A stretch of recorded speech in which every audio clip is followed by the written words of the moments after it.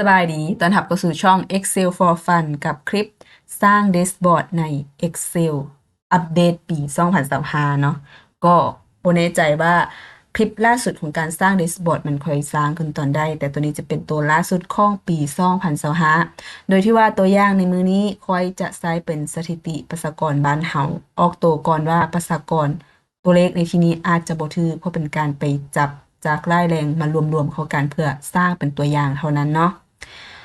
ในนี้ตัวที่พิเศษก็มีเพียง2ตัวอันที่1ก็คือประเทศ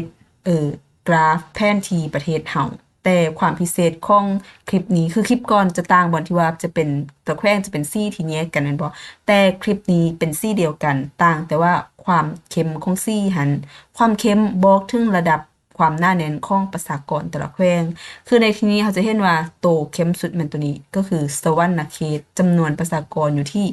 1,133,000 คนถัดมาสีที่ต่างกันก็จะเป็นสีนี้นครหลวงเวียงจันทน์อยู่ที่1,29,000 คนถัดมาก็จะเป็นของจำปาสักเดี๋ยวแป๊บนึงย้ายตัวนี้ออกก่อนจำปาสักอยู่ที่791,000 คนอันนี้คือประชากรแน่นหน้าใน3ลำดับโตที่ซี่จางที่สุดทีนี้ก็จะเป็นตัวนี้ใส่สมบูรณ์ประชากรอยู่ที่120,000ถัดมาก็จะเห็นว่าเป็นตัวนี้เนาะซี่จางคือกันอันนี้ก็อัตตปือเส้นปลายแต่จะเป็น172,000ตัวนี้คือความพิเศษตัวที่1ความพิเศษตัวที่2ของเราก็จะเป็นตัวนี้การสร้างกราฟเป็นรูปพีระมิดอันนี้เขาจะยกตัวอย่างเป็นช่วงอายุจะเห็นว่าช่วงอายุ65ขึ้นไปจะมีจำนวนน้อยที่เหลือก็ประมาณนี้อันนี้เป็นตัวเลขที่ไปหาเอาเด้อบ่แม่นของแท้เดี๋ยวค่อยจะมาสอนว่าการเฮ็ดกราฟสามเหลี่ยมแบบนี้เฮ็ดแบบใดแล้วที่เหลือก็จะเป็นกิมมิกอันนี้ก็เป็นสถิติประชากรเป็นปลายบอกซื่อๆตัวนี้ก็จะเป็นอันนี้เขาจะใช้เป็นสูตรบวกบ่แม่นบวกแหละไปเอาอันตัวเลขจากอันแรกนั่นน่ะมาแสดงกรณีที่มีการเปลี่ยนแปลงตัวเลขนี้ก็จะเปลี่ยนไปนำโดยที่เราบ่ต้องมานั่งเปลี่ยนคือกราฟตัวนี้จะลิงก์กับข้อมูลของเราเลยนะเมื่อข้อมูลมีการเปลี่ยนแปลงกราฟพวกนี้ก็จะเปลี่ยนไปนำแล้วก็แยกหญิงชายให้อันนี้เป็นการบวกเลขธรรมดาตัวนี้ก็เป็นกราฟทั่วไปที่ก็เนาะบ่ค่อยพิเศษปานใดสำหรับข้อยเด้สำหรับข้อยพระเอกนางเอกของมื้อนี้ก็จะเป็นกราฟแผนที่กับกราฟสามเหลี่ยมพีระมิดก่อนที่จะไปเข้าเนื้อในขอกำลังใจเป็นคนละ1ไลค์แชร์หรือคอมเมนต์ก็ดีเพื่อเป็นกำลังใจในการสร้างคลิปดีๆเหล่านี้ออกมาอีกและถ้าใครที่ให้กำลังใจกันแล้วก็มาเริ่มกันเลยก่อนอื่นเลยก็ต้องมาเกี่ยมข้อมูลที่จะสร้างแดชบอร์ดก่อนในการเกี่ยมข้อมูลเนื่องจากว่าคลิปนี้ค่อยจะเฮ็ดเป็นลักษณะแดชบอร์ดแบบตายตัวแบบนี้เป็นแดชบอร์ดที่ฟิกซ์ตายตัวไว้เมื่อมีการอัปเดตข้อมูลแล้วมีแต่ให้มันเปลี่ยนแปลงตามข้อมูลที่อัปเดตเท่านั้นซื่อๆค่อยจะบ่มีการแบบเปลี่ยนรูปของแดชบอร์ดแล้วฉะนั้นลักษณะของข้อมูลค่อยก็จะเกี่ยมเป็นเซตแบบนี้ไว้เลยเวลาเขาจะอัปเดตเขาก็มาป้อนข้อมูลตามนี้แล้วก็แล้วซื่อๆแต่ถ้าไพ่ที่อ่าต้องการให้มีการอัปเดตหรือว่าจะเปลี่ยนแปลงแดชบอร์ดตลอดเวลาก็สามารถที่จะใช้เป็นแบบ pivot table ก็ได้แบบเก็บข้อมูลมาแล้วต้องมานั่งสรุปข้อมูลมันหลายใช้เป็น pivot สรุปให้ก็ได้ให้ลากเข้า pivot มันก็จะสรุปปรู๊ดออกมาให้เฮาง่ายๆแล้วก็ไปสร้างเป็นแดชบอร์ดได้เลยมีหลายคลิปเลยที่ค่อยใช้ pivot ในการสร้างเป็นแดชบอร์ดคันไผที่บ่ได้เบิ่งว่าเบิ่งแล้วลืมเดี๋ยวค่อยจะปักหมุดลิงก์ไว้ด้านถึงมันมีหลายคลิปเนาะก็จะวางไว้แต่ละคลิปไปตามลำดับกลับมาที่โตคลิปนี้ของเฮาเริ่มจากโตซ้ายมือสุดก็จะเป็นจำนวนประชากรของแต่ละแขวงบวกกับจำนวนผู้หญิงพร้อมคือแยกหญิงหั้นน่ะและคือเก่าในการสร้างแผนที่เนาะจำเป็นต้องได้มีแขวงเป็นชื่อภาษาอังกฤษกงกับโต Google Map แรงดีเพราะว่ามันจะเป็นลิงก์เอาโตข้อมูล Google Map มาสร้างเป็นแผนที่ให้เฮาฉะนั้นตัวนี้ให้ใช้วิธีไปก๊อบเอาชื่ออยู่ใน Google Map มาวางคือกับคลิปแล้วที่ค่อยได้แนะนำไปอันนี้ก็จะเป็นจำนวนประชากรต่างๆกราฟที่1ตรงนี้กราฟที่2ก็จะเป็นประชากรย้อนหลัง5ปีกราฟที่3ก็จะเป็นประชากรคาดคะเนในอนาคตกราฟที่4เป็นการแยกว่า เปอร์เซ็นต์ประชากรที่อยู่ในเมืองกับนอกเมืองมีเท่าใดอันนี้นี่แม่นสามารถไปตีเป็นเปอร์เซ็นต์อีกหรือว่าจะใช้เป็นแบบนี้ก็ได้แล้วเดี๋ยวมันจะตีเป็นเปอร์เซ็นต์ให้เองกราฟที่ 4 ก็จะเป็นประชากรปัจจุบันอันนี้บ่แม่นกราฟอันนี้เป็นการแสดงตัวเลขให้เบิ่งซื่อๆคือตัวนี้นี่แสดงตัวเลขให้เบิ่งซื่อๆเป็นการลิงก์กันหมายความว่าถ้าว่าเจ้าเปลี่ยนตัวเลขอยู่คุณตัวเลขอยู่นี้ก็จะเปลี่ยนคือกัน ส่วนหญิงชายหญิงค่อยก็จะบวกจากจำนวนแขว้งตัวนี้เลยแต่ละแขว้งเนี่ยค่อยก็จะมาบวกกัน แล้วก็มาลบให้กับตัวนี้ก็จะเป็นชายแปลว่าถ้าเจ้ามีการเปลี่ยนแปลงข้อมูลทั้งสองฝากอันนี้มันก็จะเปลี่ยนไปเองอัตโนมัติเนาะถัดมาตัวนี้จะเป็นช่วงอายุจะเห็นว่ามันมีช่องที่ว่า blank ก็คือช่องว่างเปล่าแล้วก็ใส่ค่าเข้าไปนำช่องนี้บ่ได้มีความหมายหยังเลยเด้อกราฟตัวนี้แม่นพีระมิดแล้วช่องนี้บ่ได้มีความหมายหยังค่อยใส่เข้าไปเพื่อเพิ่มลูกดินซื่อๆลูกดินของค่อยก็คือตัวนี้นี่พีระมิดตัวนี้จะเห็นว่ามันมีความคาดออกจากกันแม่นบ่ลอยห่างออกจากกันอันนี้แหละแม่นปิดอันลูกดินของค่อยคือช่อง blank มันเป็นช่องแบงค์เลยนี่แต่ว่าค่อยลบซี่มันออกมันก็เลยเบิ่งว่าลอยออกจากกันซื่อๆก็ประมาณนี้สำหรับข้อมูลที่ค่อยเตรียมที่จะสร้างเดชบอร์ดเปิดมาที่ซีทที่2ที่เราจะสร้างเดชบอร์ดกันในซีทนี้จะเห็นว่าค่อยมีการกำหนดซี่ไว้แบบนี้จะมี1 2 3แถวที่ค่อยกำหนดเป็นค่าซี่คลิกซ้ายค้างไว้ลากมา3ห้องแบบนี้แล้วมาที่โต๊ะนี่ทั้งซี่เลือกซี่ที่ต้องการหรือกำหนดซี่ที่เฮามักเนาะว่ามักซี่ได้สิตัวอย่างมักเป็นซี่ที่3ตัวนี้ค่อยก็คลิกใส่ก็จะได้มาแบบนี้ลากตัวห้อง3ให้กว้างตามความต้องการของเฮาขยายกว้างแบบนี้ซื่อๆบ่ได้มีหยังหลายส่วนตัวไกด์ไลน์ตัวนี้เดี๋ยวเฮาเฮ็ดแล้วเฮาค่อยเอาออกก็ได้อันนี้เอาเป็นไกด์ไลน์เพื่อไผที่เบิ่งบ่ฮู้นะจะได้ฮู้เป็นเซลล์แยกกันได้ตัวนี้มาแล้วลากจำนวนซี่ตามความต้องการของเฮาประมาณนี้ได้เป็นช่องซี่มาแล้วตัวนี้สีฟ้าตัวนี้สีขาวเฮามาเริ่มเฮ็ดตัวนี้เริ่มจากคำว่าตัวนี้สถิติจะอยู่คอลัมน์ B เนาะอยู่บนนี้นี่อยู่ห้องนี้ข้อยก็จะลากปรับขนาดมานิดนึงประมาณนี้อยู่คอลัมน์ B ในนี้ถ้าค่อยพิมพ์ข้อมูลใส่โดยกงสถิติสากล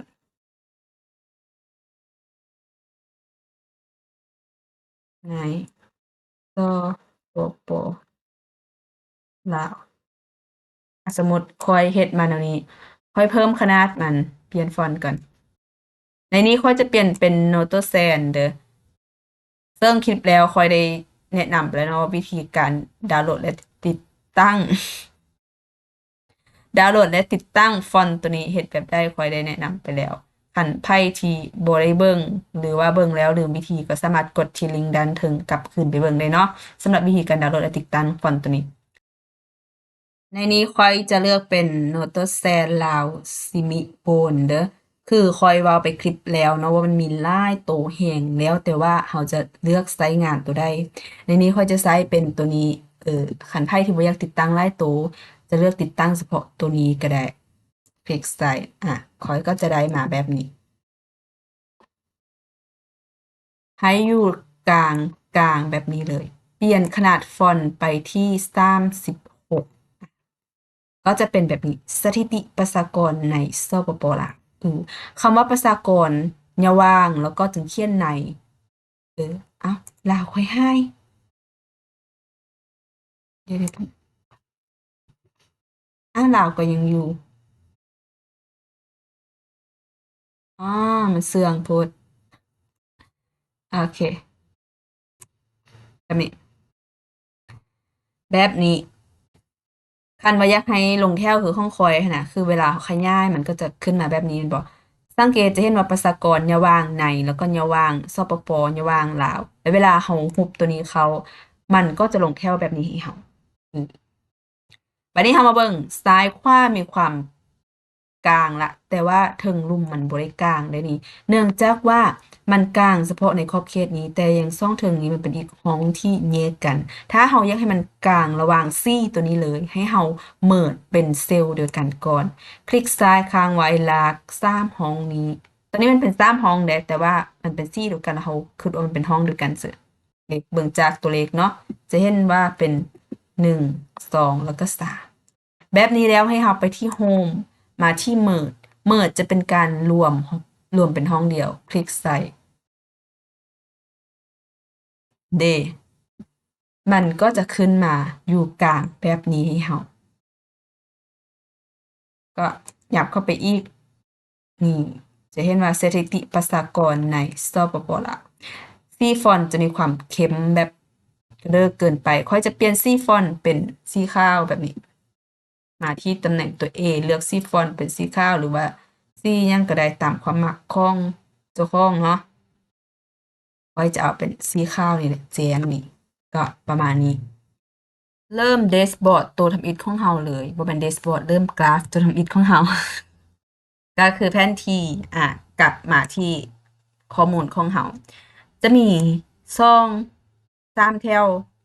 แต่ว่าในการสร้างแผนที่เฮาจะใส่ข้อมูลแต่2แถวนั้นก็คือแขวงกับจำนวนประชากรเท่านั้นเพราะว่าตัวที่3เป็นหญิงเด้ตัวอันนี้จะเป็นอีกกราฟหนึ่งต่างหากก็เลือกพื้นที่แบบนี้คือที่ฮ้อยเว้าในคลิปก่อนว่าในการสร้างแผนที่ปฏิทินจำเป็นต้องเลือกสื่อแขวงขึ้นต้นเป็นแถวที่1เลือกแล้วก็มาที่ Insert แล้วก็มาที่หน่วยโลกนี้หรือว่า Map คลิกลงมาเลือกแผนที่ตัวนี้คลิกใส่จะได้ Map มาแบบนี้พร้อมกับมีเลขบวกข้างๆขวามือถึงสุดคลิกใส่คำว่า Chart Title หรือว่าสื่อชาร์ตคันไพ่จะใส่ก็ให้คลิกซ้าย2เทื่อเปลี่ยนข้อมูลตามต้องการแต่ค่อยจะบ่ใส่ค่อยจะติ๊กออกโลด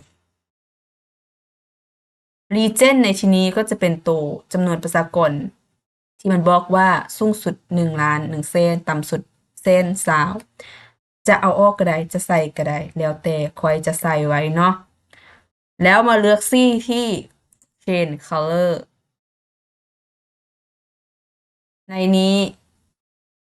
มักสีได้เลือกเอาค่อยจะเอาเป็นสีเขียวแบบเก่าคือตัวที่4คลิกใส่เป็นอันสำเร็จคลิกขวาให้เลื่อนเมาส์มาใส่ตัวนี้ตัวดุ่มสีขาวคลิกขวาให้มันจึงสิมั่นใจว่าพวกเจ้าแบบคลิกทึกซะแบบนี้แล้วก็เลือกเป็นคัทตัวนี้ตัวสัญลักษณ์มีแซมคัทหรือว่าใช้คีย์รัด Ctrl X ก็ได้คัดไปมันก็จะให้มาแบบนี้มาที่ซีที่2ของเฮา Ctrl V หรือว่าคลิกขวาแล้วก็ pass เป็นตัวที่1นี้เด้ออย่าไป pass เป็นรูปภาพแต่เป็นรูปภาพนี่แก้ไขบ่ได้เลยเด้หรือว่า Ctrl V ก็ได้แล้วแต่ Ctrl V ได้คือกันแบบนี้จะเห็นว่ามันแบบด่างเนาะนี่พื้นล่างมันสีขาวมันด่างให้เฮามาที่บนนี้มันจะมีช่องเวลาเขาคลิกใส่ชาร์ปตัวนี้มันจะมีช่องอันคือชาร์ตดีไซน์เอาไว้สำหรับการตกแต่งชาร์ตเพิ่มเติมหรือว่าจะมาที่ format ตัวนี้ในการเปลี่ยนสีเปลี่ยนฟอนต์ต่างๆแน่นอนว่าเขาอยากให้แบ็กกราวด์สีขาวมันออกเขาก็ต้องมาที่ format เลือกตัว shape fill บนนี้เลือกเป็นเลื่อนมาลมสุด no fill จะเห็นว่าเวลาเราเลื่อนใส่เนาะสีก็จะเปลี่ยนตามเอาเป็น no fill เลยสีมันจะหายพื้นล่างเป็นสีขาวแต่มันยังมีขอบอยู่ให้เรามาตัวที่2 shape outline แล้วก็เลือก no outline คือเก่าเท่านี้ก็ได้กราฟมาแล้วแบบนี้มาต่อการแสดงตัวเลขประชากรทั้งหมดเนาะตัวเลขประชากรทั้งหมดในที่นี้ถ้าต้องการอยากให้อยู่ห่างจากตัวนี้เขาก็อาจจะยับนี่คอลัมน์ดังถึงตัวนี้คลิกซ้ายค้างไว้แล้วก็ยับเข้ามานิดนึงแล้วเราก็เลือกเป็นตัว M นี่ก็ได้ขยายห้องตัว M ออกไปเพราะว่าเราอยากให้ตัวเลขของเรามันใหญ่เด้ มันอยู่ในห้องนี้นี่คือกับสถิติประชากรนี่นะอยากให้มันเป็นตัวเลขใหญ่อยากให้มันสวยงามก็คลิกซ้ายค้างไว้แล้วก็ลากไปปรับขนาดห้องตามความต้องการของเราหรือว่าเขียนตัวเลขแล้วเขามาปรับน้ำร่างก็ได้เด้อบ่มีปัญหาพิมพ์เท่ากับคือเฮาคิดไล่สูตรธรรมดาเท่ากับโนนี้ซื่อๆเดี๋ยวเปลี่ยนฟอนต์กันเท่ากับน้อยโพดเปลี่ยนฟอนต์เป็น36คือกันแล้วก็ฟอนต์ในที่นี้ค่อยจะเอาเป็นตัวนี้ Time New Roman คือเพชรราช OT บวก Time New Roman หมายความว่าภาษาลาวมันจะแปลงเป็นเพชรราชตัวเลขจะเป็น Time New Roman แบบอัตโนมัติคือคลิปที่แล้วที่ค่อยสอนวิธีการดาวน์โหลดและติดตั้งเนาะคลิปเดียวกับตัวฟอนต์สถิติตัวนี้นี่แหละได้แล้วเขาก็พิมพ์เท่ากับอาจจะเห็นเท่ากับนี้ใหญ่เลย เท่ากับแล้วคลิกมาที่เซลล์ที่เรามีข้อมูลอยู่ซื่อๆแล้วก็ไปติ๊กใส่ห้องซื่อๆแบบนี้นี่คลิกใส่ห้องข้อมูลตัวเลขปัจจุบันแล้วก็ enter นี่ได้แล้วตัวเลขเท่านี้ซื่อๆแล้วบ่ต้องไปบ่ต้องไปคลิกสูตรแล้วต้องมาคลิกใส่ถึงบ่จำเป็นเจ้ามีแต่เท่ากับแล้วก็เลื่อนมานี้แล้วก็มาติ๊กใส่ห้องซื่อๆได้มาแล้ว ตัวเลขก็จะมาแสดงอยู่นี้ เวลาเจ้ามีการเปลี่ยนแปลงตัวเลขอยู่นี้อยู่ฝั่งคุณก็เปลี่ยนเหมือนกันเพราะมันลิงก์กันเด้จัดตัวเลขมานี่คลิกขวาไปที่ format cell นี่คลิกใส่ มาตำแหน่ง custom แล้วเลือกเป็นล่างจุด3ตัวคือหลักพันแล้วก็จุดนี่มันจะแสดงตัวอย่างให้ว่า7จุดเท่ากับ73จุดแบบนี้ แล้วก็มาคลิกใส่ห้อง Type Nexus เนี่ยคลิกใส่กดยาวางพิมพ์ภาษาลาวใส่เส้นในที่นี้แม่นขนแม่นบ่เขาอยากใส่คำว่าขนเพราะว่าถ้าเจ้าไปใส่คำว่าขนอยู่ในเซลล์โดยกงบ่ได้มันเป็นสูตรเราจะไปเขียนพิมพ์ขนใส่มันก็จะลบสูตรฉะนั้นให้เรามาพิมพ์ขนใส่ตำแหน่งนี้แทนนี่อย่าวางเนาะพิมพ์คำว่าขนใส่แล้วก็เลื่อนลงมาด้านบนกดโอเคนี่บ่ต้องตกใจมันเลขมันยาวโพสต์มันเลยเป็นแฮชแท็กในซื้อเขาก็คลิกซ้ายค้างไว้ปรับขนาดเดมันก็มาแล้วแสดงตัวเลขให้เราเห็นปรับให้อยู่กลางให้อยู่ด้านถึงสุดแบบนี้อันนี้เอาให้มันอยู่กลางระหว่างห้องนี้ก็พอบ่ต้องไปมืดเพราะว่าด้านถึงเขาอยากให้มันแบบเลือกเอาไว้เดี๋ยวเขาจะใส่คำว่าเอ่อปี2025ได้ไปแล้วจำนวนคนทั้งหมดต่อมาหญิงบัดนี้เฮ็ดคือกันจงบล็อกวางไว้ห้องหนึ่งตัวนี้ แล้วก็โดดมาตัวห้องตัวโอนี่เลย คลิกซ้ายค้างไว้ ปรับขนาดไป ค่อยจะเปลี่ยนเป็น30รอบนี้เอาเป็นสเปซจ้ะ ให้มันน้อยกว่าตัวนี้นิดนึงเนาะ แล้วก็เปลี่ยนคือเก่าเพชรราชโอทีกับทำนิวพิมพ์เท่ากับ รอบนี้เฮาจิบวกแม่นบ่จิบวกอันยิงของแต่ละแขวงแต่ว่าในการบวกนี้ค่อยจะใช้เป็นซ้ำแทนการบวกแต่ละเซลล์เด้อพิมพ์ S U M ซ้ำพิมพ์อันนี้แต่เป็นคลิกแต่ละเทื่อเขาจะใช้เป็นออโต้ซัมเด้แต่รอบนี้เขาใช้ออโต้ซัมบ่ได้แล้วเขาก็คลิกมาซีดข้อมูลลากเลือกพื้นที่เลยบ่ต้องเฮ็ดหยังลากเลือกเลยคลิกซ้ายค้างไว้ลากเลือกพื้นที่แบบนี้ปิดวงเล็บเลยลากแล้วปิดวงเล็บแล้วก็ enter ก็จะมาแบบนี้จำนวนผู้หญิงทั้งหมดเฮ็ดคือเข้าคลิกขวาไปที่ format cell เฮ็ดคือกับตัวตะกี้นี่แหละ custom เลือกตัวนี้คลิกยาวางใส่เป็นคำว่าคนกดโอเคให้อยู่ครึ่งกลางทั้งสองฝั่งแล้วก็ขยายขยายขยายออกไปแบบนี้จะเห็นว่ามันค่อนข้างจะขยายออกไปได้เขาก็ยับทางหน้านี้เข้าก็ได้ปรับทางหน้านี้เข้าก็ได้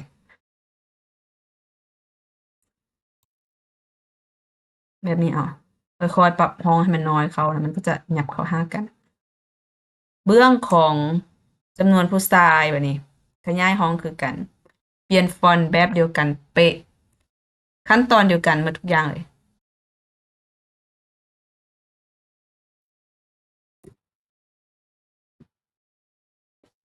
เท่ากับฮอบนี้เป็นผู้ชายผู้ชายก็มีหญิงแล้วเขาก็เอาจำนวนคนทั้งหมดคลิกใส่ห้องนี้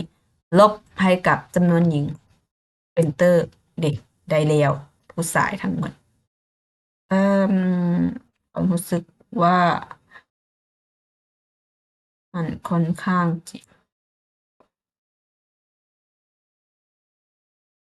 จะล้นอ่ะได้คนละเนี่ยอันนี้ก็จะเป็นหญิง อันนี้ก็จะเป็นชายเนาะคอยยับเอาออกบ่เนาะเอาออกซะห้องตะกี้คอยลบทิมในเด้อที่ว่าเป็น3ห้องเรียงกันเลยบ่ได้อันนั้นประมาณนี้ห้องนี้ก็ได้ อันนี้เป็นความสวยงามซื่อๆเฮ็ดก็ได้บ่เฮ็ดก็ได้มีแต่ปรับความสวยงามซื่อตัวเองมาใส่ส่วนของสัญลักษณ์รูปผู้หญิงและรูปผู้ชายให้เฮามาที่ insert มาที่ insert มาที่ไอคอนคลิกคันไพ่บ่มีไอคอนก็ไปเลือกเป็น picture from ออนไลน์ก็ได้เด้อนี่เป็น picture ออนไลน์ picture ก็ได้แล้วพิมพ์ใส่ว่าอันนี้ก็ woman icon enter มันก็จะขึ้นมาคือกัน หรือว่า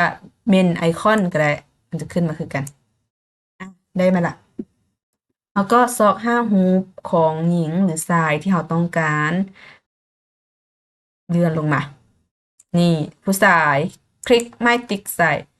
กด insert หรือว่าซอกให้มันครบก่อนแล้วค่อย insert บัดเดียวก็ได้นี่ยิงอยู่นี่คลิก2ตัวแล้ว insert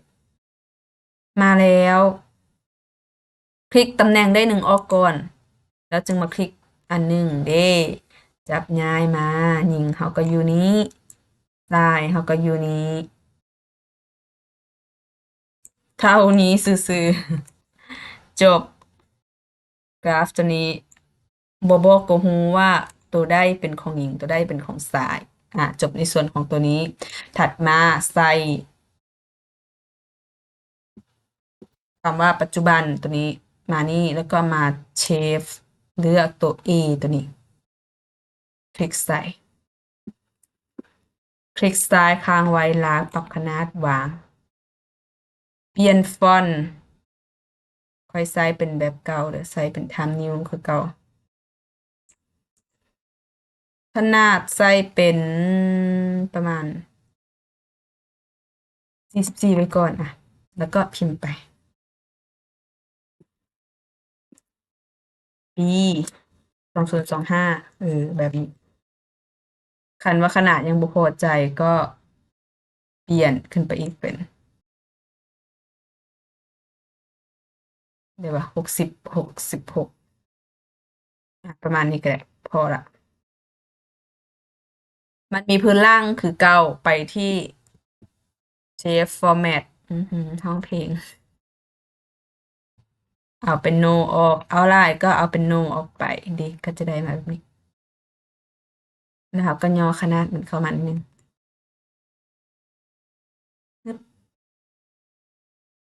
จับไปใส่กลางกลางคันไพ่รู้สึกว่ายังบ่ใหญ่บ่พอใจเทื่อจักใหญ่กว่านี้ก็เฮ็ดโลดแล้วแล้วก็ขยายบล็อกเพราะมันบ่พอมันก็ตกเนาะนี่เอาสำนี้บ่แต่ว่าตัวนี้มันจะแตกต่างกับตัวอื่นบ่ที่ว่าตัวนี้มันเป็นหนังสือที่ว่าคอยอยากให้มันอยู่ข้างกลางคือถ้าอยากให้อยู่ข้างกลางเนี่ยเราเมิดห้องบ่ได้เพราะ3ห้องมีข้อมูลนำกัน ถ้าเราเมิดแล้วมันจะกลายเป็นว่าต้องได้รวมข้อมูลเข้าห้องเดียวกัน มันรวมบ่ได้ข้อยก็เลยต้องได้เอาตัวติ๊กบ็อกตัวนี้มาใส่แทนแปลว่าตัวนี้ต้องได้ใช้วิธีมาพิมพ์ข้อมูลใหม่แต่ละปีก็ต้องมาเปลี่ยนแปลงข้อมูลให้มันจบในส่วนของตัวด้านเทิงนี้ถัดมาก็จะเป็นกราฟของด้านลุ่มกราฟตัวทำอิฐของด้านลุ่มก็คือตัวนี้ประชากรในเมืองแล้วก็สานเมืองคลิกซ้ายค้างไว้ลากเลือกพื้นที่มาที่ insert คือเก่าฮอบนี้เราจะเลือกเป็นวงมนตัวนี้กราฟวงมนตัวนี้แทน เวลาเขาไปชี้ใส่มันก็จะขึ้นกราฟตัวอย่างมาให้เขาเขาจะเอาเป็นตัวโลโร่อันนี้เลยโดนัทเค้กคือเก้าเมื่อข้อชาร์ตค่อยเอาติ๊กออก region ที่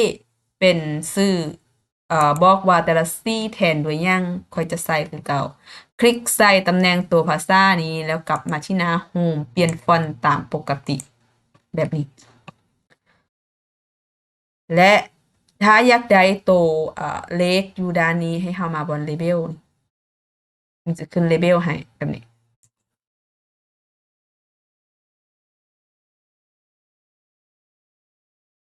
ขึ้นเป็นเลเบล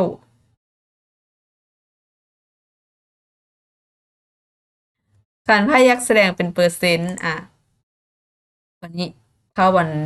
แล้วมาบน Data วันนี้เนาะอันนี้มันเป็นจำนวนประชากรเต็มเลยนี่ครับก็มาวันนี้คลิกมาบน more option คลิกตัวนี้จะขึ้นมานี่เอา value นี่ออกติ๊กออกสังเกตไปเลย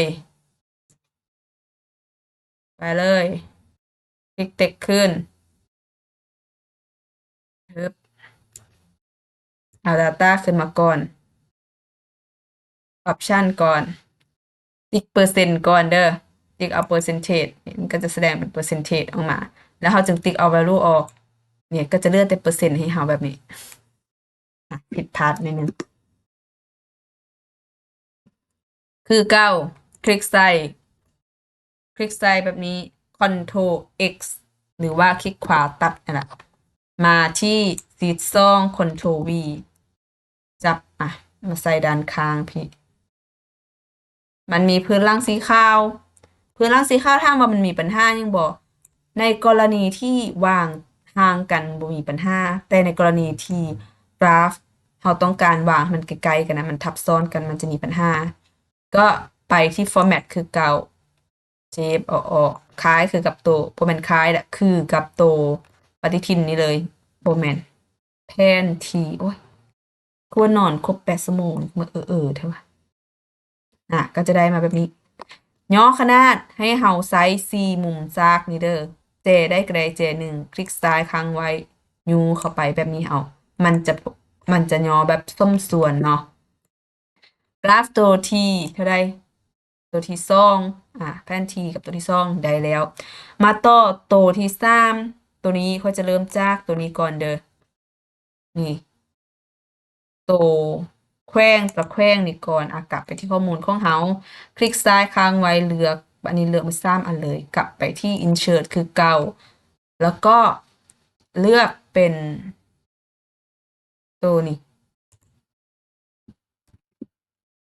มันจะเป็นเซนเนาะไพ่จะเอาเซนแบบได้ก็ได้คันว่าบ่อยากได้เซนของข่อยไพ่จะเลือกเป็นตัวนี้ตัว2D area ไพ่จะเอา 3D ก็ได้ไพ่จะเอาเป็น 2D แบบนี้เฮ็ดคือเก่าชาร์ตไทโทคอยบ่ใส่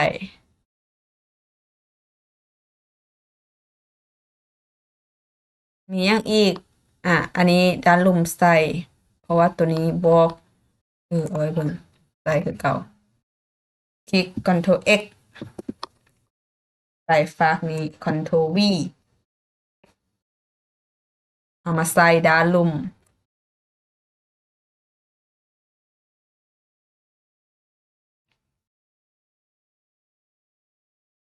คือเก่าเอาซี่ทางไหนออกเอาขอบทางไหนออกมันก็จะเป็นหน้าวางแบบนี้เริ่มสับสนละเริ่มสับสนละสำหรับตัวคีย์ตัวนี้คันไพ่อยากใส่ก็ใส่แต่ค่อยบ่ใส่ค่อยจะเอาไกด์ไลน์ออกไกด์ไลน์มันก็หายไปแต่คันอยากใส่ก็ใส่ไกด์ไลน์แบบนี้ก็ได้คือกันได้ทั้ง2รูปแบบที่เหลือนี่ตัวนี้มันจะเป็นตัวนี่ตัวที่ยังติ๊กอยู่3ตัวเนี่ยมันจะมีไกด์ไลน์มีตัวจำนวนประชากรมีชื่อแขวงแล้วก็มีบอกว่าแต่ละซี่หมายถึงอีหยังเนาะอันนี้ค่อยจะบ่เอาออกก็ได้ไปละตัวนี้มาต่อที่พีระมิดของเฮาเออเอาเส้นเอาเส้นไกด์ไลน์ออกก่อนบินหัวไปที่วิว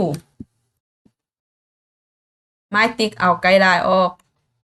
ก็จะเอาฟอร์มูลาออกนั่นเด้อเพื่อให้มัน มีพื้นที่ไล่นี่มันก็จะเป็นแผ่นสีขาวธรรมดาให้เฮาเด้อ่ะถัดมายังบ่ฮอดตัวอันนั้นเถื่อลงยังบ่ฮอดตัวพีระมิดเถื่อต้องเป็นตัวนี้ก่อน ข้อมูลย้อนหลัง5 ปีไปที่ insert เลือกรูปแบบที่เราต้องการค่อยจะเอาเป็นรูปแบบ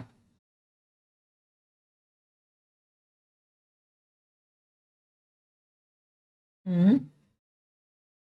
ค่อยฮู้ละคือปีในที่นี้นะแมนยูว่าเขาเข้าใจว่าเป็นปี แต่ว่า Excel มันเข้าใจว่าเป็นจำนวนตัวเลข เวลาค่อยเอาไปใส่กราฟ ลักษณะของกราฟก็เลยแปลกๆแบบนี้ จะมีช่องค่าเห็นปะมันมีช่องค่าเพราะมันเข้าใจว่าปีนี้เป็นค่าฉะนั้นเราต้องระบุให้มันเข้าใจว่าเป็น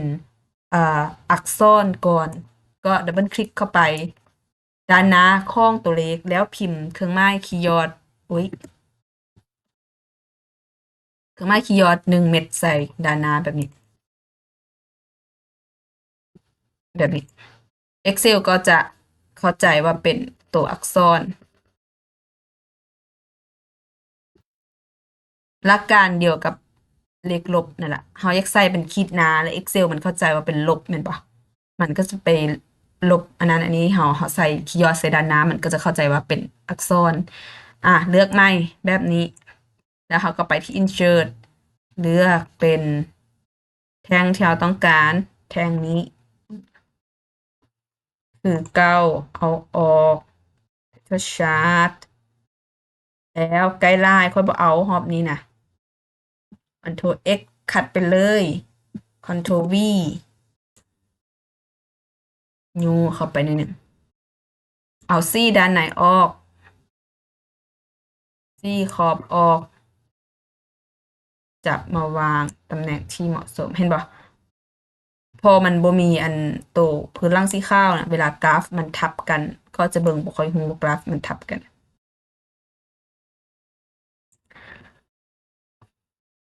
มาที่ชาร์ตดีไซน์เพื่อเปลี่ยนแปลงรูปแบบของชาร์ตคลิกลงค่อยจะเลือกเป็นตัวนี้ ที่ว่าทางกล้องมันจะมีความแบบใต้นิดนึงนะคลิกใส่ตะกี้ก็ลืมอันเปลี่ยนรูปชาร์ตก่อนแล้วค่อยตั้งค่าเลยกลับมาตั้งค่าใหม่อีกละเอาซี่ออกซี่ออกเด็กได้แล้วกราฟเปลี่ยนซี่นำบ่เปลี่ยนซี่กราฟบ่ก็เปลี่ยน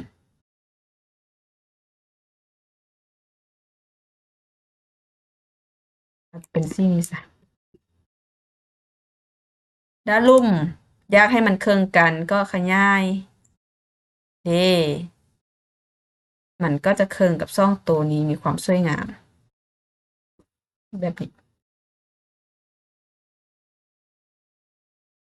หาออกมาได้หนึ่ง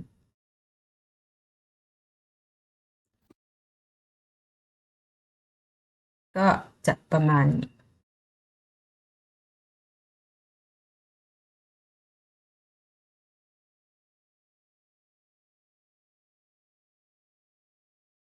ก็ห้องเพลงอันนี้สุดละไปบ่ได้ละ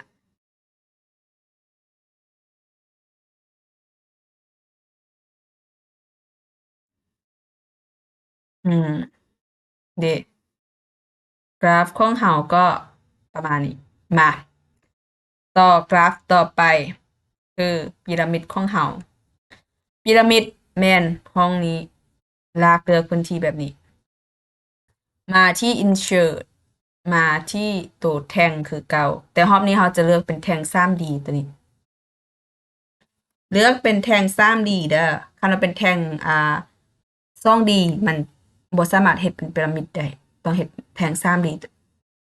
คลิกใส่แบบนี้ก็จะได้แท่งมาแล้วมาที่อ่าชาร์ตดีไซน์มาที่สวิตช์โลคอลัมน์มาชาร์ตดีไซน์สวิตช์โลคอลัมน์คลิกใส่เทื่อหนึ่งมันก็จะสวิตช์มาเป็นแบบนี้ให้เราคลิกใส่กราฟโดยกงเลยนี่จะเป็นแบบนี้ ลิกขวาไปที่ format data series นี่กราฟตัวได้ก็ได้ในนี้คลิกใส่แล้วก็คลิกขวา format data series จะเห็นตัวนี้ขึ้นมา เลือกตัวนี้ฟูลพีระมิดเลยก็ได้หูพีระมิดแล้วมาเบิ่งตัวนี้มันก็จะมีความกว้างของท่านแล้วก็มีความก็เอิ้นอีหยังความยาวความอีหยังค่อยจะใส่เป็นอย่างละ50เด้อให้มันสมส่วนกัน อันนี้50นี่ก็จะมีความแบบนี้นิดนึง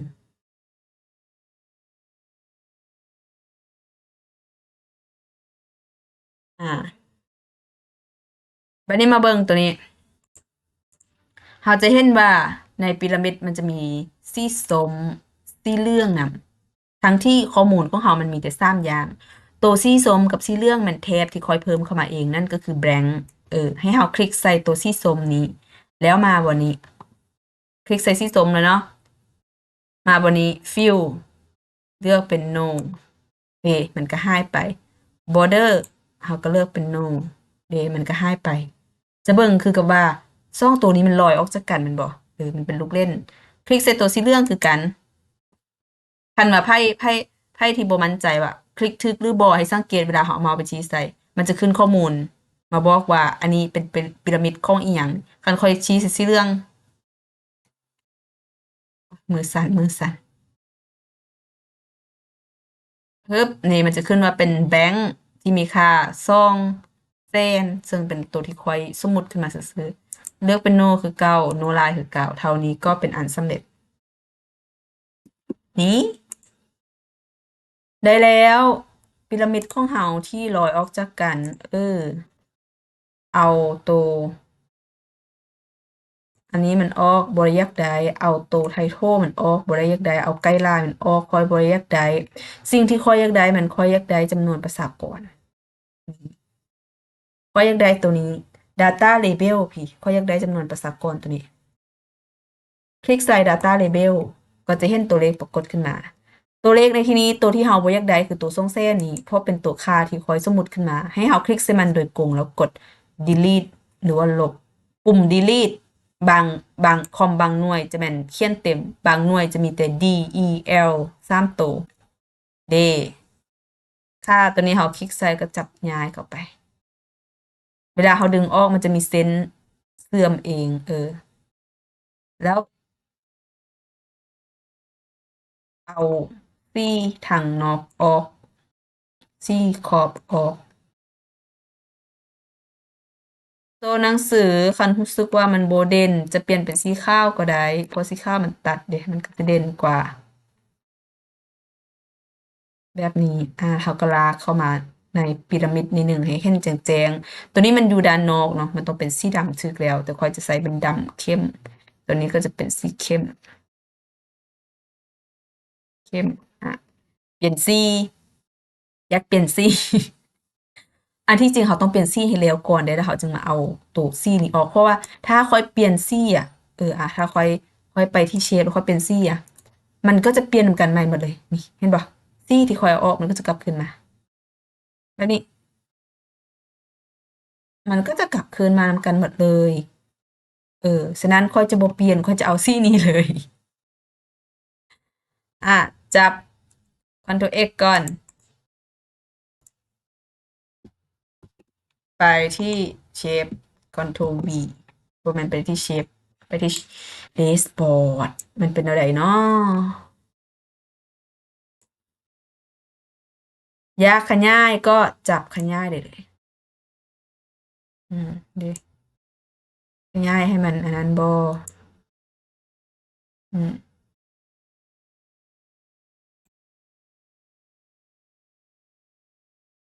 ก็ประมาณนี้ก่อนเนาะ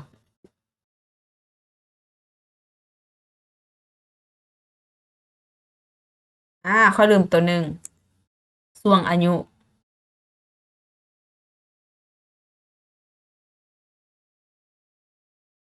ก็เป็นในใจว่าเสียงของเพลงเขาจะเขาอัดเสียงค่อยดูบ่อยนี่โต สุดท้าย Legend คลิกใส่ก็จะได้ตัวนี้บอกมาให้เราคลิกใส่แบงค์นี้กดลบไปแบงค์โป๊ะ Ctrl Z ก็ได้ลบไปแล้วนี้ไปเปลี่ยนฟอนต์แบบนี้จับย้ายมาก็ได้ตัวนี้ก็จะได้มาแบบนี้เพิ่นก็จะบอกว่าแต่ละซี่หันไม้ถึงส่วนอายุยังจบในส่วนของพีระมิดไปแล้วเนาะมาตัวจบงานของเฮาแม่นบ่ตัวจบงานแม่นบ่แม่นตัวจบงานของเฮาคือคาดคะเน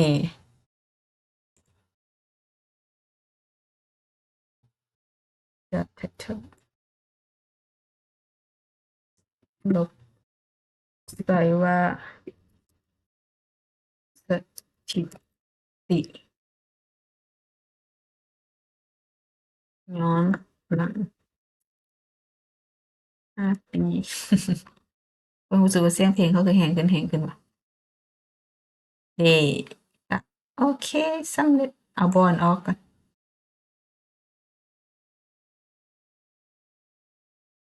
กลับมาบัดนี้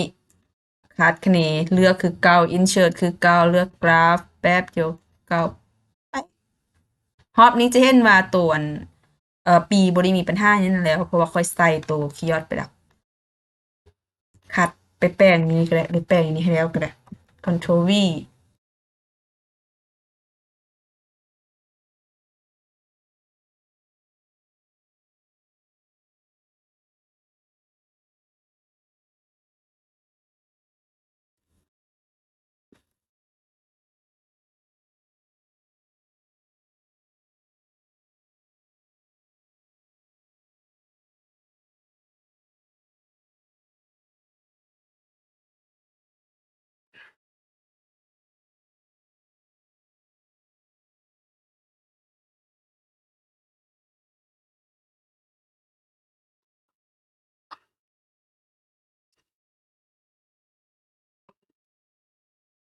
เปลี่ยนสีก่อน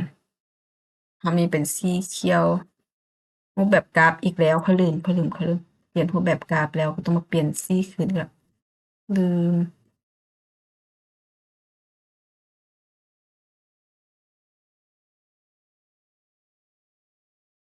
เปลี่ยนรูปแบบกราฟก่อนเด้อแล้วจึงตั้งค่าอื่นๆบ่ซั้นสิเป็นคือค่อยมานั่งแปลงคืนโอ้กด back เอาข้านเขียนใหม่ไกด์ไลน์ออกโอเคปรับขนาดให้มันใหญ่ท่วมพื้นที่เพื่อความสวยงามคือในนี้คอยบริษัทสไลเซอร์เด้ออีกละย่อย่อนี่ย่อหน้าต่างเบิ่งเอา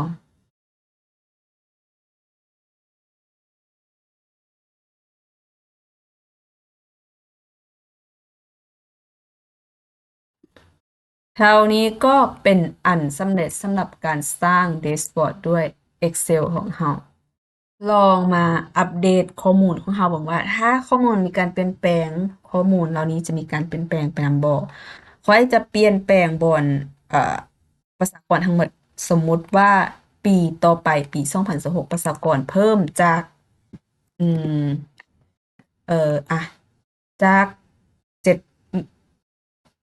เอาให้เห็นตัวเลขเนาะจาก70,000เป็น80,000นะให้แบบห่างๆกันให้มันเห็นตัวเลข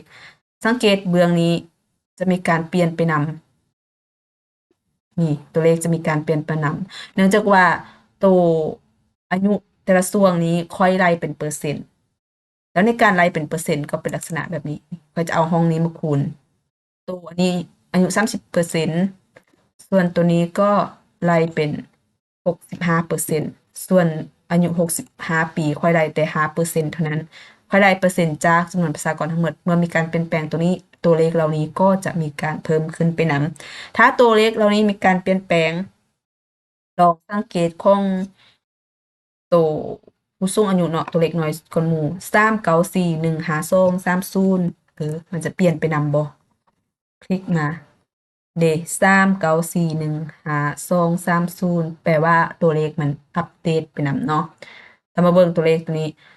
ประชากรหญิงมันบ่อัปเดตแน่นอนเนื่องจากว่าประชากรหญิงหันเราเอามาจากการบวกกันของแต่ละแขวงมันจะเปลี่ยนแปลงก็ต่อเมื่อว่าข้อมูลของแต่ละแขวงมีการเปลี่ยนแปลงแต่อันนี้ข้อมูลที่เปลี่ยนแปลงมีข้อมูลเดียวฉะนั้นตัวที่เปลี่ยนแปลงก็มีแต่ประชากรทรายเท่านั้นเนื่องจากว่าเราตัวนี้ลบให้ตัวนี้เนาะ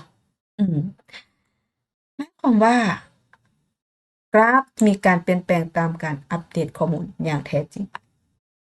ก็ประมาณนี้สำหรับคลิปการนำไซต์ Excel สร้าง Dashboard อัปเดต2025ถ้าใครที่รู้สึกว่าคลิปนี้ดีมีประโยชน์อย่าลืมกดไลค์แชร์หรือคอมเมนต์มาบอกกันแดก่อนจากกันในมื้อนี้คิดหา Word Excel คิดหา Excel for Fun สำหรับคลิปนี้ข้อจบเพียงเท่านี้